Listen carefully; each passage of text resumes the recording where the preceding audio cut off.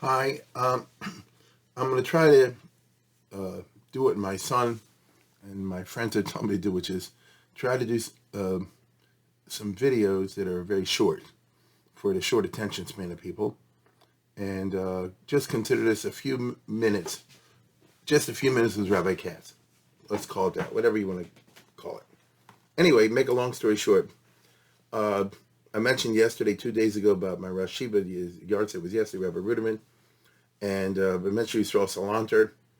And Yisrael Salanter is a fascinating figure, particularly interesting in the parts where he thought outside of the box. He was different than the others. You hear stories about him you don't hear about anyone else.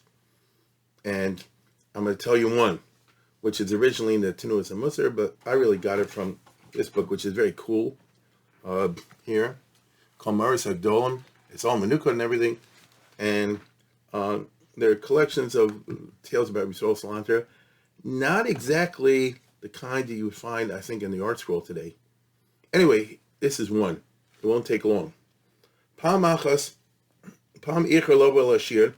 Shamatzim tell me that there was a certain period in time in the career of Yisrael Salanter where he would be what we would call a Magid Shir Rosh Hashiva for a while. And this was in Tkufas Vilna. Okay? B'yeshivas Zeritza B'Vilna. There was one of the yeshivas in Vilna. And he was always very punctual. For this time, he wasn't there on time, which scared the students because, he always comes on time. So if he's not there, maybe something bad happened. Shigila Gesher. So Vilna had a river going through it, as you know, the Neiman River. And so he was on this side, and they figured, did he cross the bridge yet? And they went to the bridge to catch him. When the Zeritza River, they saw him standing by the river talking extensively with a young woman. It's most unusual. Rabbis, especially in Eastern Europe, you don't have a conversation, particularly in the street, with a young lady. What's going on? They understood something's going on over here because this ain't normal. And because they were loyal students of his, they said, this is none of our business. And they immediately turned around and went back. That's a Talmud. Kishaboy Yisrael Shiur is not Zechurah. Eventually he showed up to give the Shir, and he apologized for being late. They said, I'm late because of a Pekuach Nefesh situation. Pekuach Nefesh. This, of course, drove them crazy. They said, we got to find out what happened, and here's what happened. What had happened was, on his way to the Shir, from where he lived, to cross the bridge to go give the class. When he was on his way to cross the bridge, he saw a young lady running mevoheles, bebehoa. Those, all wild and excited, to the river. And he saw the way she's running, it ain't normal. She's not crossing the bridge, she's running down into the river. Who Otzer Ba'adot, and he blocked her. He stopped her. It's not clear whether he physically held on to her or he simply blocked her. Bear with me. Ushol Sibas Ritzose. He said, why are you running? Now you might say, this wasn't your business. That's what you and I would do. This is also Hunter. She got rid of him. Either she pulled herself off of him or she just went around him or something like that. And she said, leave me alone. And she kept running. He did not leave her alone. We saw toughest beyond. He grabbed her.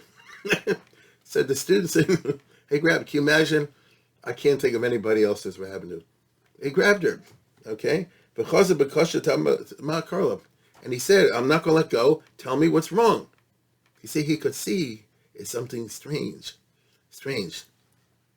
So Isha Netzra al Karcha, since he held her, she was stuck against her will. In other words, he was strong. She couldn't pull herself out from him. That to me is just a scene, right? I told you, it's out of the box.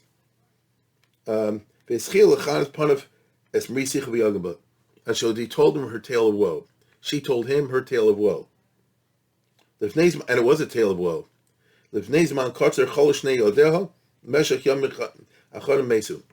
She just lost 2 children. Young lady, married, 2 kids, Both got sick, and they died within days of each other. No children left. Chas v'chalil.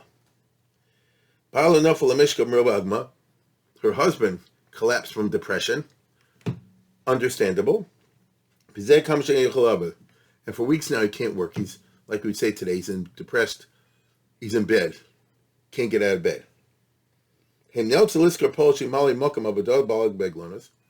The husband had been a balagala, so it's a poor class of people. A coachman, either transporting people or goods, aglanus, a balagala, someone who has a horse and a wagon. Okay? And that's how you make your parnasa. It ain't rich. But on the other hand, the husband collapsed. And, there's no food giveaways in those days. And so where do you make a parnasa? Where do you go with this? Okay? And so they had no choice but to hire an employee that he will now do what the husband did. Drive the wagon around and transport people and do whatever it is that the husband was doing, which means a major cut in their income. Because now they're going to have to pay the guy, you understand what I'm saying? Pay the guy for being an employee, and then whatever's left over, that's their profit. So instead, for example, just for argument's sake, let's say the husband made $50 a week, which is not a lot of money in those days. $50 a week. But he used to bring home the 50. Now that they have an employee, so after man pays 25, and they'll only bring 25 home, so their income was cut in half. That's just an example. Okay? That's how they barely scrape by. Then the horse dropped dead. So she said, I guess, heck with this. You took away I'm done. I'm finished. Took my children, took my husband out of the situation. The horse died. I can't take it anymore. I've had it up to here. And therefore there's no prospects for any kind of income. Therefore,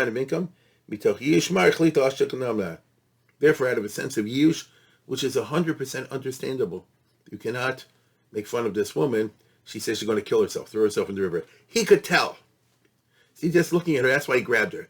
He was so smart, because to save somebody's life, you're not going to be a chassid shota. Agreed? To save someone's life, you're not going to be a chassid shota. So he held on to her because he saw that she had an inner breakdown and she's going to kill herself. He could sense it. Okay? Rabbi Yisrael he then talked her out of it, which is not for a minute or 2 minutes. He got in a long conversation with her. Imagine this. Holding on to her, she trying to pull away. He's saying to calm down, take it easy. It's not over. It's not over.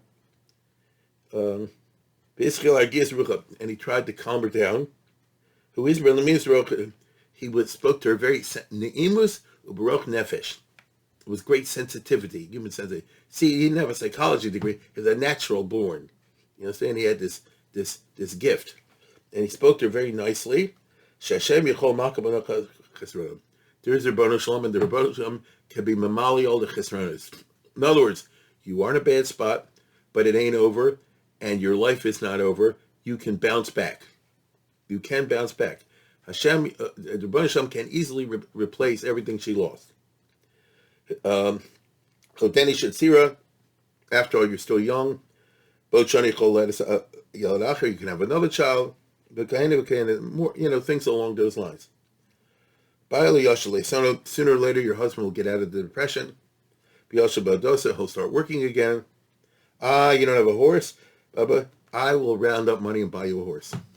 Okay? So that's already tachlis. You get it? I'll buy you a horse. He couldn't promise her the moon, but he could probably buy her a horse. He'll get money for a horse.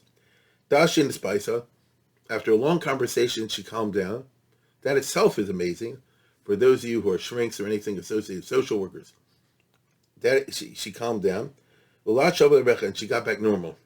Little by little. She was in such a bad spot, and she objectively was in that bad spot. They got her back to normal. He hosted Yisrael to Lilo. She thanked him very much. Notice once she got back to normal, then she realized how nice he'd been to her, instead of trying to pull away from him.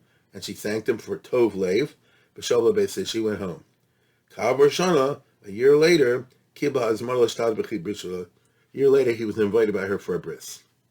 So he say happy ending, happy ever after. This story is originally in the Tenuas and Musar. I've been looked at that in years. Haven't seen it in a long time. But it's reprinted over here in this book, which is shorter. This is something I would tell everybody to get if you're interested, if you're of a certain type. It's called Moritz HaGedolim. I know the title sounds like very cliche, but it's actually quite good, in my opinion, if you can read the Hebrew. Anyway, that is less than 11 minutes. For me, that's considered a 2-minute podcast.